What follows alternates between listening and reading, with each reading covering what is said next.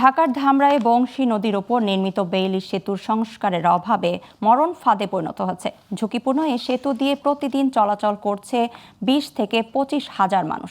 প্রায়ই ঘটছে ছোট বড় দুর্ঘটনা। স্থানীয়রা ব্রিজটি সংস্কারের জন্য জনপ্রতিনিধিদের কাছে দাবি জানিয়ে পেয়েছে শুধু আশ্বাস। এদিকে সড়ক ও জনপথ বিভাগ বলছে বেইলি ব্রিজটির পাশে শিগগির নির্মাণ করা হবে আরেকটি ব্রিজ। ধামরাই থেকে নাজমুল হাসানের তথ্যচিত্রে ডেস্ক রিপোর্ট। এটি ঢাকার ধামরাই উপজেলার ভালুম এলাকার বংশী নদীর ওপরের স্টিলের বেইলি সেতু। সোমভাগ, সানোরা, সুতিপাড়া, কুশুরা ইউনিয়নের ৩০ থেকে ৩৫টি গ্রামের কয়েক হাজার মানুষ নদী পারাপারে ব্যবহার করে এই সেতু।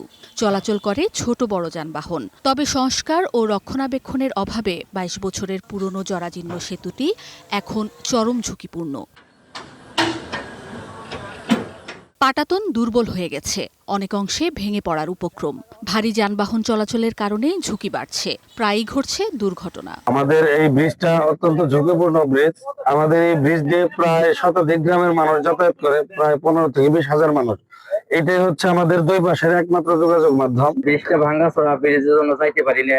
অনেক সময় যানজট বাইরে জায়গা, ট্রাক আসে, একটা ট্রাক আসলে আরো একটা ট্রাক যাইতে পারে না, আমরা মানুষ পর্যন্ত যাইতে পারে না। ব্রিজের এই পশ্চিম সাইডেও কিছু, পূর্ব সাইডেও কিছু, আর এই যে প্লেট নষ্ট হয়ে যাচ্ছে, এই যে আমরা গাড়ি চালাইতে খুব কষ্ট হচ্ছে। এমপি মহোদয় এবং ঊর্ধ্বতন কর্মকর্তার কাছে আহ্বান রাখবো যাতে করে আমাদের ব্রিজটি নতুন করে দেয়। বেইলি ব্রিজটির পাশে আরেকটি ব্রিজ নির্মাণের প্রস্তুতি চলছে বলে জানান সড়ক ও জনপথ বিভাগের এই কর্মকর্তা। কালামপুর বাজারে যে ভালো ব্রিজ রয়েছে বংশী নদীর উপরে, এই ব্রিজটি একটু ঝুঁকিপূর্ণ অবস্থায় রয়েছে বর্তমানে। আমরা ব্রিজের ডিজাইন প্রণয়নের জন্য আমরা পত্র প্রেরণ করেছি ঊর্ধ্বতন কর্তৃপক্ষ বরাবর।